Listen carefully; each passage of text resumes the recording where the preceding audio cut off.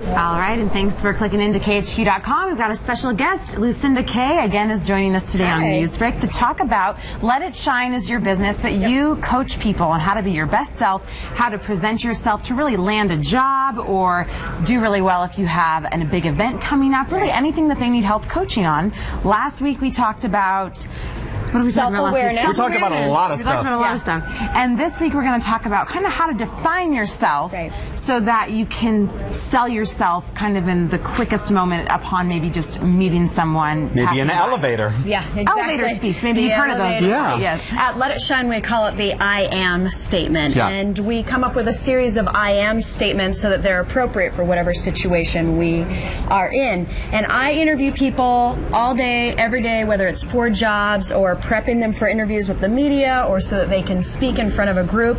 And it is always hurts my heart a little bit at how little people know how to define themselves, how little they practice sharing the message about who they are, and that it's as simple as just making a decision, creating that elevator speech, and then practicing it. So I have some tips for you. Okay, go for it. Okay, so last week we talked about self-awareness and how to gain more of that so you recognize what your gifts are, right? And maybe what are some of your quirks that you want to downplay. So when it comes to defining yourself, I want you to come up with 3 characteristics that you really dig about yourself.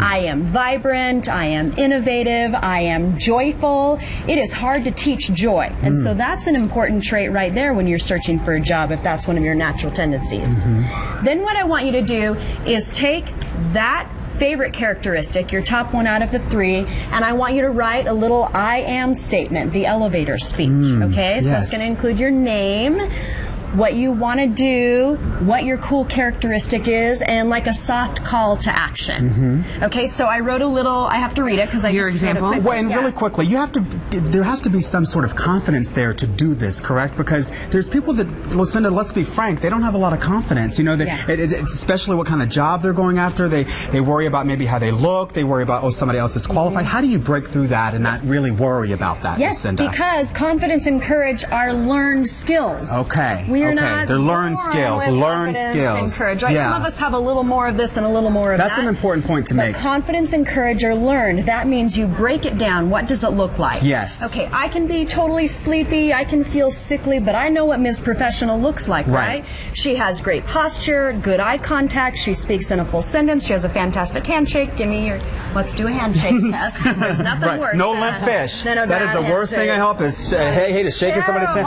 And you get the limp fish. I'm like, oh my goodness, it's limp and it's sweaty, and I can't take all that now. You better draw that hand up and give me a firm one. Firm handshake, first up. That's obvious. You break it down. What does confidence look like? It means you've already planned out how you're going to enter a room. You're heading into a network meeting. You know how you're going to open the door. You've looked ahead. You see if it says push-pull so that you don't do that thing and bonk your head into the door. Done that. Right? You know how to walk into the room, and you know how to choose encouraging people to talk to. Sure. That's what confidence is. It is learned. You break it down step by step. I heard that's that. The same thing with the elevator speech or the I am statement. So you're going to choose that favorite characteristic, write your elevator speech, only focusing on that. You don't share anything else except for that. And it needs to be short. Yes. It doesn't need to be long. You have your example here. Very short, to the point. Give it to us. It's a few seconds long, right? So let's say we're going to a networking event. So I might say, hi, I'm Lucinda Kay. I'm a coach,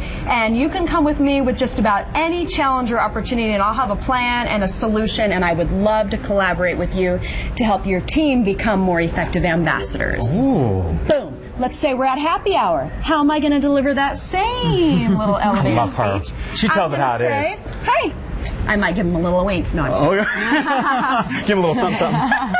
It's happy hour.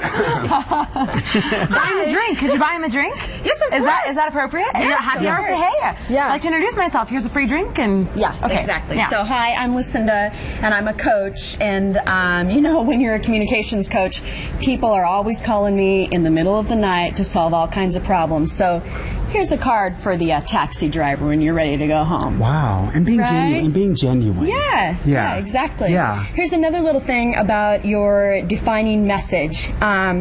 people are just as shy or uncomfortable to approach you as you feel about them. And so choose something about them that you can approach them with gratitude or a nicety. Like, oh man, that's a great color of shirt on you. The other person automatically is going to say, whoa. You feel good. Thanks. You feel good. And then you're going to generate conversation, I think that right? is so important to remember, because so often you feel nervous to go talk to somebody. When you're in an environment when you don't know anybody, remember that everyone else is just as nervous, and your compliment thing, everybody likes to get compliments. Yeah. Everybody does. So that is such a great barrier. And then again, remember, our messaging all comes from a place of love and kindness.